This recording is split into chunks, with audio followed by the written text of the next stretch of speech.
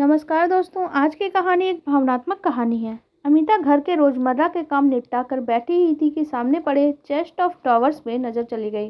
पति ऑफिस और दोनों बच्चे स्कूल जा चुके थे। बहुत दिनों से ध्यान नहीं दिया था उसने। पता नहीं कितना कुछ बेकार का सामान इकट्ठा हो गया होगा। घर के सभी हाथ कुछ ना कुछ सामान आता है जिसे ड्रॉवर में लेकर भर दिया जाता है। अमिता ने उठकर ड्रॉवर खोला। उसमें रखी हुई चीजें छांटने लगी। कई कागज पत्तर छोटी मोटी चीजों से वो भरा पड़ा हुआ था। अपने काम के कागज एक साथ पिनअप किए और फालतू कागज अलग कर दिए। एक ड्रॉवर में इतनी सारी चीजों के साथ बहुत सारी दवाइयां भी निकली। अमिता ध्यान से उनकी डेट्स देखने लगी। उफ, इसमें से तो कई दवाइयां एक्सपायरी डेट निकले भी कई महीने बीत चुके हैं। कहीं कोई गलती से खा न ले।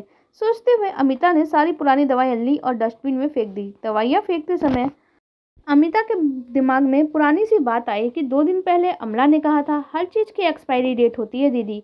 डेट निकल जाने पे उन चीजों का उपयोग नहीं करना चाहिए, वरना वो हमें नुकसान ही पहुंचाती है। फिर अमिता के कंधे पे हाथ रखकर बोली, चीजों की तरह रिश्तों की भी एक निश्चित उम्र होती है। उम्र निकल जाने के बाद वो भी खत्म हो जाते हैं। फिर उन्हें भी डस्टबिन में डाल के निश्चिंत हो जाना ही अच्छा है। हमारे खुशहाल जीवन और शांत दिमाग में जहर खोल देंगे।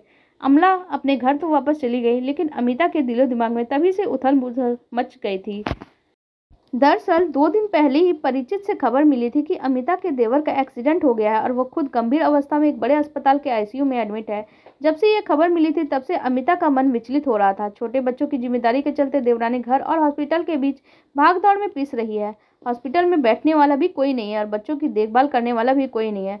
पूर्व के अत्यंत कटु अनुभव और व्यवहार के चलते अमिता का पति सुदीप ने आहत होकर अपने छोटे भाई से रिश्ता खत्म कर लिया था। तब से पिछले 5 सालों से एक ही शहर में रहने के बाद भी दोनों भाइयों में औपचारिक बातचीत तक नहीं है। सुदीप के छोटे भाई संदीप ने अमिता के सामने ही अपने बड़े भाई को कह दिया, आज से आपका और मेरा कोई रिश्ता नहीं है। आप लोग कभी अपना मुंह भी मत दिखाना। यही पर बोला संदीप आज असहाय अवस्था में हॉस्पिटल में एडमिट है। एक मन कहता है कि जाने दो, उसने मुंह तक देखने को मना कर दिया तो हमें भी क्या ही जरूरत पड़ी है। लेकिन दूसरी तरफ मन छटपटा रहा था, क्या हो गया अगर उसने कह दिया। गलती तो सबसे हो जाती है, छोटा है, लेकिन दुख दर्द में तो अपने ही काम आते हैं। 2 दिन पहले जब ये खबर मिली तब से यही सोच रही है कि संयोग से अमला आ गई और उसने अपने मन की उलझन बांटने लगी। अमला सारी घटनाओं से वाकिफ थी, तभी उसे समझा गई। ड्रावर साफ हो चुके हैं। सोचते सोचते अमिता का सिर लेकिन भारी होने लगा। वो कमरे में जाकर पलंग पे लेट गई, लेकिन विचार कब पीछा छोड़ते हैं। आंख बंद करते ही उसके मस्तिष्क को फिर से घेर के बैठ गए। इस दुनिया में हर चीज की एक्सपायरी डेट यानी तारीख होती है, जिसके बाद वो चीज बेकार हो जाएगी। फिर चाहे वो खाने पीने का सामान हो या दवाइयाँ या फिर कुछ और। हर वस्तु जो पैदा होती है बनती है, उसके मृत्यु दिवस तय है। वस्तुओं की तरह संबंधों की भी एक्सपायरी डेट होती है दीदी। इसका ख्याल कोई नहीं करता। रिश्ते पैदा होते हैं, उम्र पूरी होने पे मर जाते हैं, लेकिन इसे महसूस करने के लिए पैनी नज़र संवेदनशील हृदय होना बहुत जरूरी है। अन्यथा लोगों को पता ही नहीं चलता कि इस संबंध की उम्र पूरी हो चुकी है और इसे खत्म कर देना चाहिए। लोग शिष्टाचारवश उसकी लाश को भी ढोते चले जाते हैं, फलस्वरूप जीवन को भी दूषित कर लेते हैं। अमला की बातें फिर से सामने आ गई और गहरे में तय जाए। विचारों और भावों की भी तो डेट होती है। इस समय हम जैसा सोचते हैं जरूरी नहीं कुछ समय बाद वैसा ही सोचें। पहले के समय में संस्कार और मान्यताएं अब पुरानी हो गई हैं। आज के दौर में उनका कोई औचित्य नहीं है। लेकिन दूसरों की परवाह छोड़ो, अपने घर परिवार को देखो बस। आजकल सब यही करते हैं और सुखी रहते हैं। अमला तो अपनी बातें करके चली गई, लेकिन अमिता के मन को चैन कहाँ। भारतीय संस्कृति में आज भी रिश्ते नातों का मूल्य किसी वस्तु से तो अधिक ही होता है। यही तो हमारे संस्कार हैं। दिमाग में इन सारे विचारों के चलते कब 2:30 बज गए, कब दोनों बच्चे स्कूल से लौट आए, पता ही नहीं चला। आते ही दोनों माँ के पास चूजों की तरह फुदकने लगे और स्कूल के किस्से सुनाने लगे। उनकी बातों में अमिता थोड़ी देर के लिए अपना तनाव भूल गई और अपने कपड़े बदलवा के हाथ मुंह धुलवा के अमिता ने उन्हें खाना खिलाया। खाना खाकर दोनों स्कूल बैग लेकर अमिता के ही पास आ बैठे।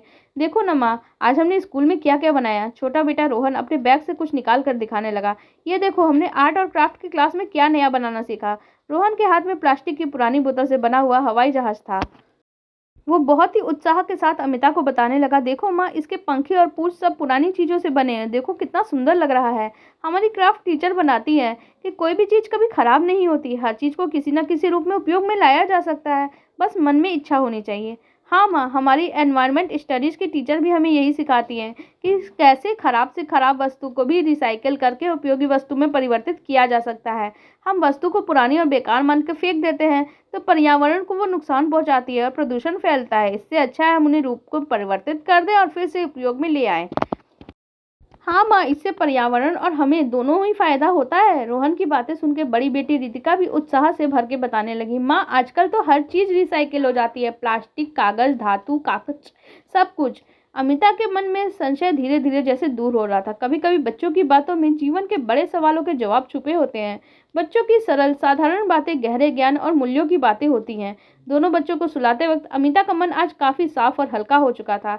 आजकल के युग में आदमी साधारण सी भौतिक चीजों को रिसाइकिल करके अपने लाभ के लिए उपयोग में लाता रहता है। तो फिर रिश्तों को डस्टबिन में डालने की बात क्यों करता है? क्या रिश्तों का मूल्य पैसों से खरीदी की जा सकने वाली वस्तु से भी कम होता है? क्या रिश्तों को रिसाइकिल करके एक बार की फिर से सुंदर उपहार में परिवर्तित करने का प्रयास नहीं करना चाहिए? नहीं, एक्सपायरी डेट मनुष्यों की बनाई गई वस्तु की होती होगी, ईश्वर के बनाए रिश्तों में नहीं होती।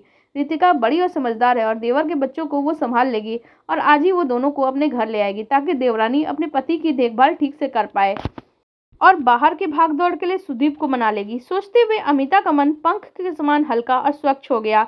सुदीप के आते का समय हो गया। वो अभी हॉस्पिटल चली जाएगी और आते समय दोनों बच्चों को साथ में ले आएगी। अमिता झटपट हॉस्पिटल जाने के लिए थर्मस निकाल के रखती है और गैस पे चाय का पानी चढ़ा देती है। आपको हमारी ये कहानी कैसी लगी कमेंट सेक्शन में जरूर बताइएगा। साथ ही वीडियो को लाइक कर दीजिएगा और हमारे चैनल को भी सब्सक्राइब कर लीजिएगा। धन्यवाद।